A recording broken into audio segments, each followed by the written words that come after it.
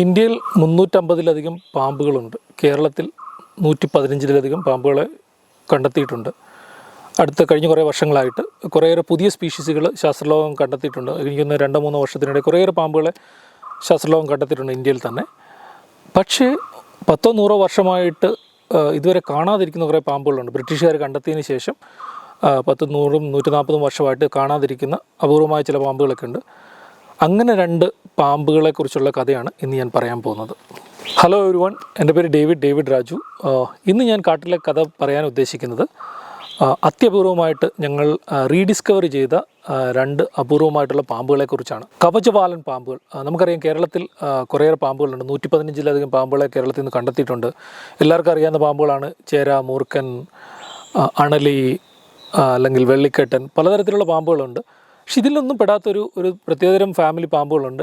Shield tail പാമ്പുകൾ എന്ന് പറഞ്ഞ്, അല്ലെങ്കിൽ കവചവാലൻ പാമ്പുകൾ. ഈ കവചവാലൻ പാമ്പുകൾ എന്ന് പറഞ്ഞാൽ ഫോസോറിയൽ പാമ്പുകളാണ്. അവർ മണ്ണിനടിയിൽ ജീവിക്കുന്ന പാമ്പുകളൊക്കെയാണ് ഫോസോറിയൽ പാമ്പുകൾ എന്ന് പറഞ്ഞ്.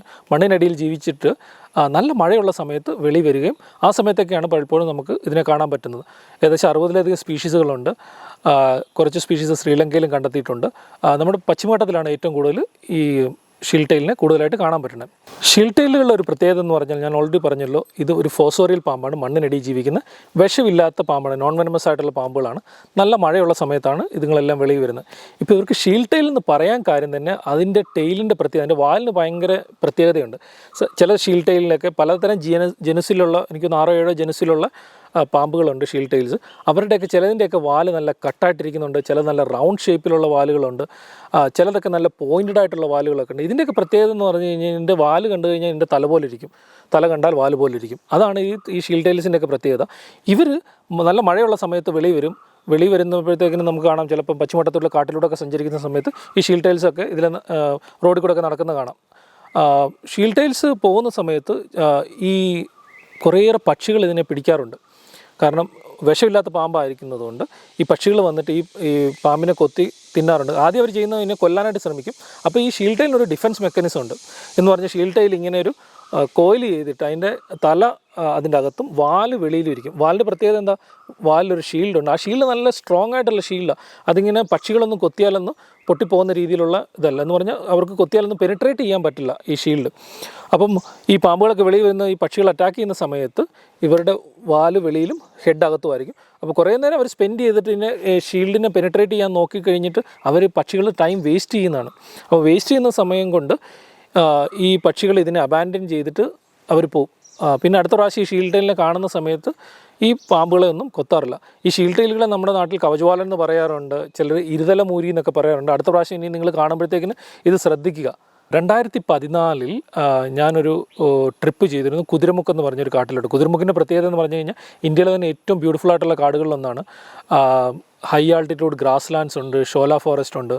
അപ്പം ഒരു കുതിരമുക്കിലോട്ട് പോകാനായിട്ട് മാംഗ്ലൂർ പോയി ഇറങ്ങിയിട്ട് അവിടുന്ന് ഒരു ബസ് പിടിച്ച് പോകണം. എന്നിട്ടൊരു അവിടുന്ന് പിന്നെ ഒരു ജീപ്പ് എടുത്തിട്ട് മേളിൽ പോയി താമസിക്കണം. അവിടെ ഒരു ഹോം സ്റ്റേ ഒക്കെ ഉണ്ട്. അവിടെ താമസിച്ചിട്ട് സാധാരണ പിറ്റേ ദിവസം രാവിലെയാണ് നമ്മൾ ട്രെക്ക് ചെയ്ത് തുടങ്ങുന്നത്. അപ്പോൾ രാവിലെ 7 മണിക്ക് പോയി കഴിഞ്ഞാൽ ഒരു 10 മണിയൊക്കെ ആകുമ്പോഴത്തേക്കിന് മേളിൽ ചെല്ലും. 8-10 കിലോമീറ്റർ നടക്കാനുണ്ട്. മണ്ടയ്ക്ക് ചെന്നിട്ട് കുതിരമുക്ക് പീക്കിൻ്റെ അവിടെ കുറേയേറെ നല്ല സീനറിയുടെ ഫോട്ടോ എടുക്കാൻ പറ്റും. കുറേയേറെ പക്ഷികളെ കാണാൻ പറ്റും. ഞാൻ പോയതിൻ്റെ ലക്ഷ്യം എന്ന് പറഞ്ഞാൽ, എനിക്ക് അവിടെ 2 അപൂർവമായിട്ട് തവള ഉണ്ടായിരുന്നു. അതിനെ കണ്ടിട്ടില്ലാത്ത ആ തവളയുടെ ഫോട്ടോ എടുക്കാൻ വേണ്ടിയിട്ടായിരുന്നു. ഒരു തവള നല്ല പച്ച കളറിൽ, അതിൻ്റെ കാലിൻ്റെ ഒക്കെ ഇടയ്ക്ക് ഇൻഡിഗോ കളറിലൊക്കെ ഉള്ള റാവോർച്ചസ്റ്റിസ് ഇൻഡിഗോ എന്ന് പറഞ്ഞാൽ കുതിരമുക്കി മാത്രം കാണുന്ന ഒരു അപൂർവമായിട്ട് തവള. പിന്നെ കുതിരമുക്ക് പീക്കിൻ്റെ മണ്ടയ്ക്ക് റാവോർച്ചസ്റ്റിസ് മൊണ്ടാനസ് എന്ന് പറഞ്ഞൊരു തവളയുണ്ട്. ഒരുപക്ഷേ ലോകത്തിലെ തന്നെ ഏറ്റവും അപൂർവമായിട്ടുള്ള തവളയായിരിക്കും. കാരണം കുതിരമുക്ക് പീക്കിൻ്റെ മണ്ടയ്ക്ക് മാത്രമേ ഞങ്ങൾ അതിനെ കണ്ടിട്ടുള്ളൂ. ഈ 2 തവളകളുടെ ഫോട്ടോ എടുക്കാൻ വേണ്ടിയിട്ടാണ് ഞാനവിടെ പോയത്. ഞാൻ പോയപ്പോഴത്തേക്കിന് ചെന്നപ്പോഴേ തന്നെ അതിൻ്റെ ഓൾമോസ്റ്റ് പീക്കിലെത്തിയപ്പോൾ തന്നെ ഈ തവളകളെ കണ്ടു. ഞാൻ അതിൻ്റെ നല്ല ഫോട്ടോസ് എടുക്കുന്ന സമയത്ത് അവിടെ നല്ല ഫ്ലാറ്റായിട്ടുള്ളൊരു കല്ല് കണ്ടപ്പോൾ ഞാൻ ജസ്റ്റ് ആ ഒരു കല്ല് പൊക്കി നോക്കിയപ്പോഴത്തേക്കിന് അതിൻ്റെ അടിയിൽ ഒരു ഷീൽഡ് ടെയിൽ പാമ്പ് ഇരിപ്പുണ്ടായിരുന്നു. ഷീൽഡ് ടെയിൽ പാമ്പ് എന്ന് പറഞ്ഞു കഴിഞ്ഞാൽ നമ്മുടെ കവചവാലൻ പാമ്പ്. കണ്ടപ്പോൾ നല്ല സ്വർണ്ണ കളറിലുള്ള നല്ല രസകരമായിട്ടുള്ളൊരു പാമ്പ്. ഞാൻ പാമ്പിനെ കണ്ടു. അതിൻ്റെ കുറേ ഫോട്ടോസ് എടുത്തു. സാധാരണ തലയുടെ ഫോട്ടോ എടുത്തു, ബോഡിയുടെ മൊത്തം ഫോട്ടോ എടുത്തു, പിന്നെ അതിൻ്റെ ടെയിലിൻ്റെ ഫോട്ടോസൊക്കെ എടുത്തിട്ട് തിരിച്ച് കുതിരമുക്കിൽ നിന്ന് തിരിച്ചു വന്ന് വീട്ടിൽ വന്നിട്ട് ഈ പടങ്ങളൊക്കെ എഡിറ്റ് ചെയ്തിട്ട് എൻ്റെ സുഹൃത്തുണ്ട് വിവേക് ഫിലിപ്പ് സിറിയക്ക് എന്ന് പറഞ്ഞ്, അവൻ ഈ ഷീൽഡ് ടെയിലിനെ കുറിച്ച് PhD ചെയ്തുകൊണ്ടിരിക്കുന്നതാണ്. പോസ്റ്റ് ഡോക്കും ചെയ്തു. അപ്പം അവൻ ഈ ഫോട്ടോ അയച്ചു കൊടുത്തു. ആ സമയത്ത് അയച്ചു കൊടുത്തപ്പോഴത്തേക്കും അവൻ അന്നേരം തന്നെ എന്നെ തിരിച്ച് വിളിച്ചിട്ട് പറഞ്ഞു, ഡേവിഡ് ഭായ് ഇതെവിടുന്നാണ് ഈ പാമ്പിൻ്റെ പടം എടുത്തത്? ഞാൻ പറഞ്ഞു ഇത് കുതിരമുക്കുന്ന. എന്നാൽ നമുക്ക് നാളെ തന്നെ ഒന്നുകൂടെ പോയാലോ, ഇതിനെ കണ്ടാൽ കൊള്ളാമെന്നുണ്ട്. ഞാൻ പറഞ്ഞു ഞാനിപ്പം വന്നതേ ഉള്ളൂ അവിടുന്ന്, നാളെ എന്നുള്ള നമുക്ക് അടുത്ത ആഴ്ച ആക്കിയല്ലോ എന്ന് പറഞ്ഞു. അപ്പം വിവേക് പറഞ്ഞു അത് ശരി, അടുത്ത ആഴ്ച നമുക്ക് പോയേക്കാം. അപ്പോൾ അടുത്ത ആഴ്ച ഞങ്ങൾ പിന്നെയും പോയി കുതിരമുക്കി ചെന്ന് പീക്കിൻ്റെ മണ്ടയ്ക്ക് നിന്ന് അവിടെ 1-2 കല്ല് പൊക്കി നോക്കിയപ്പോഴത്തേക്കിന് അതിൻ്റെ ഇടയിൽ ഈ പാമ്പിനെ കണ്ട് കുറേ ഫോട്ടോസൊക്കെ എടുത്തു. അപ്പോൾ വിവേക് അവിടെ കുത്തിയിരുന്നിട്ട് ഈ പാമ്പിൻ്റെ സ്കെയിലിൻ്റെ ഷീൽഡൊക്കെ നോക്കി, തലയിലെ ഷീൽഡുകളൊക്കെ നോക്കി, തലയിലെ സ്കെയിലുകളൊക്കെ നോക്കി, ടെയിലൊക്കെ നോക്കിയിട്ട് വിവേക് പറഞ്ഞു ഇത് അത്യപൂർവമായിട്ട് ഒരു പക്ഷേ 144 വർഷമായിട്ട് കാണാതിരുന്ന ഒരു പാമ്പാണ്. അവന് ഭയങ്കര ഹാപ്പിയാണ്. ഞാൻ ഇന്നേ വരെ വിവേകിനെ അത്ര ഹാപ്പിയായിട്ട് കണ്ടില്ല. ഭയങ്കര തുള്ളിച്ചാടുന്ന രീതിയിലായിരുന്നു. ഞങ്ങൾ കുറേ നേരം അതിൻ്റെ ഫോട്ടോ ഒക്കെ എടുത്തിട്ട് ഞങ്ങൾ തിരിച്ചു വന്നു. പിന്നീടാണ് പിന്നെയും വിവേക് എന്നെ വിളിച്ചിട്ട് പറഞ്ഞു ഈ പാമ്പ് ഒരു പക്ഷേ നമ്മൾ നേരത്തെ കണ്ടെത്തിച്ചിരിക്കുന്ന ജീനസിൽ നിന്ന് വ്യത്യസ്തമായിരിക്കും. കാരണം അതിന് ടെയിലിൻ്റെ പാറ്റേൺസ് ഭയങ്കര വ്യത്യസ്തമാണ് ബാക്കിയുള്ള പാമ്പുകളെക്കാളും. ബാക്കിയുള്ള കവചവാലൻ പാമ്പിൽ നിന്നും വളരെ വ്യത്യസ്തമാണ് ഇതിൻ്റെ ടെയിലിൻ്റെ ഷീൽഡ്. അപ്പോൾ പിന്നീട് 1-2 വർഷങ്ങൾക്ക് ശേഷം കുറേ സയൻറ്റിസ്റ്റുകൾ ഇതിനെക്കുറിച്ച് പഠിച്ചിട്ട് മനസ്സിലായി ഈ പാമ്പ് ഒരു പ്രത്യേകത വേറെ ഒരു ജീനസിൽപ്പെട്ടതാണ്. സ്യൂഡോപ്ലെക്ടൂറസ് എന്ന് പറഞ്ഞ ജീനസിലായിരുന്നു ആദ്യം ഇതിനെ ഉൾപ്പെടുത്തിയിരുന്നത്. പിന്നെ സ്യൂഡോപ്ലെക്ടൂറസ് എന്ന് പറഞ്ഞ ഒരു ജീനസിലോട്ട് മാറ്റി സ്യൂഡോപ്ലെക്ടൂറസ് കാനറിക്കസ് എന്ന് പറഞ്ഞു കഴിഞ്ഞാൽ കാനറ ഷീൽഡ് ടെയിൽ അല്ലെങ്കിൽ കുതിരമുഖ് ഷീൽഡ് ടെയിൽ എന്ന് പറഞ്ഞ ഒരു പാമ്പായിരുന്നു. അത് 144 വർഷത്തിന് ശേഷം ഞങ്ങൾ കണ്ടെത്തി. ഭയങ്കര രസമായിരുന്നു, ഭയങ്കര ഹാപ്പിയായിരുന്നു. ഞങ്ങൾ വിവേകൊക്കെ പറഞ്ഞു ഓക്കെ ബിരിയാണിയൊക്കെ മേടിച്ച് തരണം എന്നൊക്കെ പറഞ്ഞു എന്ന് പറഞ്ഞിട്ട് ഞങ്ങൾ തിരിച്ചെത്തി. അതുപോലെ തന്നെ 2022 എൻ്റെ കുറേ സുഹൃത്തുക്കൾ ഇവിടെ വയനാട്ടിൽ വന്നിരുന്നു. ഞാൻ ഇപ്പോൾ വയനാട്ടിലാണ് ജോലി ചെയ്യുന്നത്. ഞങ്ങൾ ഇവിടെയുള്ള അടുത്തുള്ള മലകളും കാടുകളിലൊക്കെ പോയി. കാരണം ഫോറസ്റ്റ് ഡിപ്പാർട്ട്മെൻറ്റിൽ നിന്ന് പെർമിഷൻ ഉണ്ടായിരുന്നു ഇതിനെക്കുറിച്ച് പഠിക്കാനായിട്ട്. അപ്പോൾ ഞങ്ങൾ ചെമ്പ്ര കയറാൻ പോയി. ചെമ്പ്ര കയറുന്ന സമയത്ത് ചെമ്പ്രയിലൊരു പാമ്പുണ്ട്, ഗോൾഡൻ ഷീൽഡ് ടെയിൽ എന്ന് പറയും, പ്ലെക്ടൂറസ് ഓറിയസ്. അതും ഒരു 140 വർഷമായിട്ട് കാണാതിരിക്കുന്നൊരു പാമ്പാണ്. ഞങ്ങൾ പോകുന്ന സമയത്തൊക്കെ ഞങ്ങൾ ഡിസ്കസ് ചെയ്യുന്നുണ്ട് ഈ പാമ്പിനെ കാണാൻ പറ്റുമോ, അപൂർവമായിട്ടല്ലേ ഈ പാമ്പിനെ കണ്ടിട്ടുള്ളതെന്നൊക്കെ. അപ്പോൾ ഞങ്ങളുടെ കൂട്ടത്തിലുണ്ടായിരുന്ന ഒരു ഫോറസ്റ്റ് ഗാർഡ് രസകരമായ സംഭവം പറഞ്ഞു, സാറേ പണ്ട് കാലത്തൊക്കെ ഒരു 100 വർഷം മുഴുവൻ ചെമ്പ്ര എന്ന് പറയുന്നത് ഈ ചെമ്പ്ര പീക്ക് മാത്രമല്ല, ചെമ്പ്രയുടെ അടുത്തുള്ള മലകളൊക്കെ ചെമ്പ്ര എന്നറിയപ്പെട്ടിരുന്നത്. നിങ്ങൾ ഇവിടെ തപ്പുന്നതിന് വരെ ഒരുപക്ഷെ അപ്പുറത്തെ മലയിലും തപ്പിക്കഴിഞ്ഞാൽ ഈ പാമ്പിനെ ഒരുപക്ഷെ കാണാൻ പറ്റുമെന്ന് പറഞ്ഞു. നമ്മൾ പറഞ്ഞു അതൊരു നല്ല ഒരു സജഷനാണ്. കാരണം ഞങ്ങൾ ചെമ്പ്രമലയിൽ കുറേ പ്രാവശ്യം പാമ്പിനെ തപ്പിപ്പോയിട്ടൊന്നും ഞങ്ങൾക്ക് ഇതിനെ കാണാൻ പറ്റിയിട്ടില്ല. ആരും കണ്ടിട്ടില്ല ഈ പാമ്പിനെ 100 വർഷമായിട്ട്. ഞങ്ങൾ പിന്നെ അതിനടുത്തുള്ള മലയുടെ മണ്ടയ്ക്ക് കയറി ഈ പാമ്പിനെ തപ്പിപ്പോയിട്ട് ഞങ്ങൾ അവിടെ ചെന്ന് ഒരു തടി പൊക്കിയപ്പോഴത്തേക്കിന് അതിൻ്റെ അടിയിലൊരു പാമ്പുണ്ട്. അപ്പം വിവേക് ഒറ്റ നോട്ടത്തിൽ കണ്ടപ്പോൾ ഇത് ഏതോ ഒരു ഷീൽഡ് ടെയിലാണ് എന്ന് മനസ്സിലായി.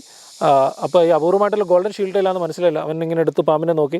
അതിൻ്റെ വാലിൻ്റെ അറ്റത്ത് ഇങ്ങനെ 2 സ്പേർ പോലുണ്ട്, ചെറിയ മുള്ളു പോലുള്ള വാല് കണ്ട്. അത് കണ്ടപ്പോഴത്തേക്കിന് ആ ജീനസ് പ്ലെക്ടൂറസ് ജീനസാണെന്ന് മനസ്സിലായി. അപ്പോൾ തന്നെ വിവേക് അവിടെ നിന്ന് തുള്ളിച്ചാടാൻ തുടങ്ങി. പിന്നെയും അവൻ സന്തോഷം കൊണ്ട് അവൻ ഇരിക്കാൻ മേലാത്ത രീതിയിലുള്ള സന്തോഷമായിരുന്നു. വിവേക് അവിടെ തുള്ളിച്ചാടുന്നു. അപ്പം വിവേക് പറഞ്ഞു this is the shield tail we haven't seen for 140 years എന്ന് പറഞ്ഞാൽ 140 വർഷമായിട്ട് കാണാതിരിക്കുന്ന അപൂർവമായിട്ടുള്ള ഷീൽഡ് ടെയിൽ ഇതായിരുന്നു. ഞങ്ങൾ പിന്നെ അതിൻ്റെ കുറേയേറെ നല്ല പടങ്ങളൊക്കെ എടുത്തു. പിറ്റേ ദിവസം വന്നപ്പോഴത്തേക്കിന് ഞങ്ങൾ ഇവിടുത്തെ DFO മാഡത്തിനൊക്കെ അയച്ചു കൊടുത്തു, എല്ലാവർക്കും അയച്ചു കൊടുത്തു. പത്രത്തിലൊക്കെ പിറ്റേ ദിവസം അതിൻ്റെ വാർത്ത വന്നു. ഭയങ്കര ഹാപ്പിയായിരുന്നു. പിന്നെ ഞങ്ങൾ പോകുന്ന സമയത്ത് അവിടെ കുറേയേറെ വേറെ അപൂർവമായിട്ട് കുറേ പാമ്പുകളും പല്ലികളെയൊക്കെ കാണാൻ പറ്റി. അപ്പോൾ എനിക്ക് പറഞ്ഞു വരുന്നത് നമ്മൾ ചിലപ്പോഴൊക്കെ കാട്ടിക്കൂടെ കുറേ വർഷങ്ങൾ നടന്നു കഴിയുമ്പോഴത്തേക്കിന് നമുക്കറിയാം കുറേ പുതിയ സ്പീഷീസുകളെ കാണാൻ പറ്റും. പക്ഷേ അപ്രതീക്ഷിതമായിട്ട് നമ്മുടെ ഭാഗത്ത് നിന്ന് ഭയങ്കര ലക്കും ഉണ്ടാകും. ഇങ്ങനെയുള്ള അപൂർവമായിട്ട് 140 വർഷമായിട്ട് കാണാതിരിക്കുന്ന അപൂർവമായ പാമ്പുകൾ നമുക്ക് കാണാനും പറ്റും. ഈ പാമ്പുകളെക്കുറിച്ച് പറഞ്ഞു വരുമ്പോഴത്തേക്കിന് വേറെ കാര്യം കൂടെ പറയാനുണ്ട്. ഈ പാമ്പിനെ 140 വർഷം മുമ്പ് കണ്ടെത്തിയെന്ന് പറഞ്ഞു കഴിഞ്ഞാൽ ബെഡോം എന്ന് പറഞ്ഞ ഒരു നാച്ചുറലിസ്റ്റാണ്. ബ്രിട്ടീഷ് ആർമിയിലെ ഒരു കേണലായിരുന്നു അദ്ദേഹം. സൗത്ത് ഇന്ത്യ താമസിച്ച് ശ്രീലങ്കയിലും സൗത്ത് ഇന്ത്യയിലും പശ്ചിമഘട്ടത്തിലെ കുറേയേറെ സ്ഥലങ്ങളിൽ അദ്ദേഹം നടന്ന് സ്റ്റഡി ചെയ്തിട്ടുണ്ട്. എനിക്ക് തോന്നുന്നു 1000-ലധികം സ്പീഷീസ് അദ്ദേഹം ഡിസ്ക്രൈബ് ചെയ്തിട്ടുണ്ട്. അദ്ദേഹം ഒരു ബോട്ടണിസ്റ്റ് ആയിരുന്നു. മഷ്റൂംസിനെ കുറിച്ചും ഫേൺസിനെ കുറിച്ചൊക്കെ അദ്ദേഹം പുസ്തകങ്ങളൊക്കെ എഴുതിയിട്ടുണ്ട്. ഏകദേശം ഒരു 40-ലധികം റെപ്റ്റൈൽസും ആംഫിബിയൻസും അദ്ദേഹം ഡിസ്ക്രൈബ് ചെയ്തിട്ടുണ്ട്. കുറേയേറെ പ്ലാന്റ്സ്, 100 കണക്കിന് പ്ലാന്റ്സ് അദ്ദേഹം ഡിസ്ക്രൈബ് ചെയ്തിട്ടുണ്ട്. അദ്ദേഹത്തിൻ്റെ ഒരു പ്രത്യേകത എന്ന് പറഞ്ഞാൽ അദ്ദേഹം കുറേ യുണീക്കായിട്ടുള്ള സ്പീഷീസിനെ ഇവിടെ പശ്ചിമഘട്ടത്തിൽ ഡിസ്ക്രൈബ് ചെയ്തിട്ടുണ്ട്. നമുക്കറിയാം ഇന്ത്യയിലെ തന്നെ ഏറ്റവും ബ്യൂട്ടിഫുൾ ആയിട്ടുള്ള തവളകളിലൊന്ന് ഗാലക്സി ഫ്രോഗ് എന്ന് പറയുന്നതാണ്, മെലനോപെട്രാക്കറ്റസ് ഇൻഡിക്കസ്. അദ്ദേഹമാണ് ഇതിനെ കണ്ടെത്തിയിട്ട് അദ്ദേഹമാണ് അതിനെ ഡിസ്ക്രൈബ് ചെയ്തേക്കുന്നത്. ഈ golden shield tail, Canara shield ടെയിലൊക്കെ അദ്ദേഹം പിടിച്ച് അദ്ദേഹം തന്നെ ഡിസ്ക്രൈബ് ചെയ്തു. അദ്ദേഹം കണ്ടെത്തിയിട്ടുള്ള അത്ര രസകരമല്ലാത്ത കളർഫുൾ അല്ലാത്ത സ്പീഷീസിനെ അദ്ദേഹം പിടിച്ചിട്ട് ബാക്കിയുള്ള സയൻറ്റിസ്റ്റുകൾക്കൊക്കെ അയച്ചു കൊടുത്തു. 100 വർഷം മുമ്പ് നിങ്ങൾ ഡിസ്ക്രൈബ് ചെയ്തു, എല്ലാം യൂണീക്കായിട്ടും നല്ല ബ്യൂട്ടിഫുൾ ആയിട്ടുള്ളതൊക്കെ ഞാൻ തന്നെ ചെയ്തോളാം എന്ന രീതിയിലാണ് അദ്ദേഹത്തിൻ്റെ വർക്കുകൾ കണ്ടാൽ മനസ്സിലാവുന്നുണ്ട്.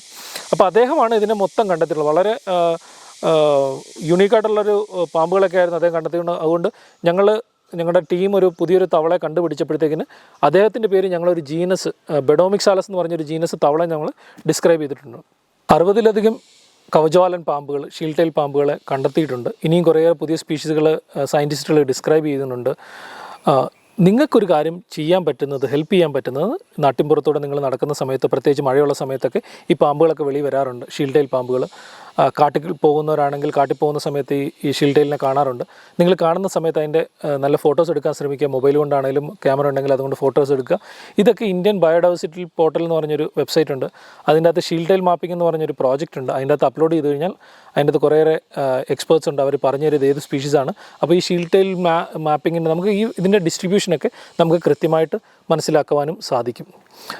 ഇതായിരുന്നു ഇന്നത്തെ ഷീൽഡ് ടൈൽ പാമ്പുകളെക്കുറിച്ചുള്ള കഥ. ഇനിയും ഇങ്ങനെയുള്ള കഥകളുമായിട്ട് വരുന്നതായിരിക്കും. Keep watching. Thank you so much.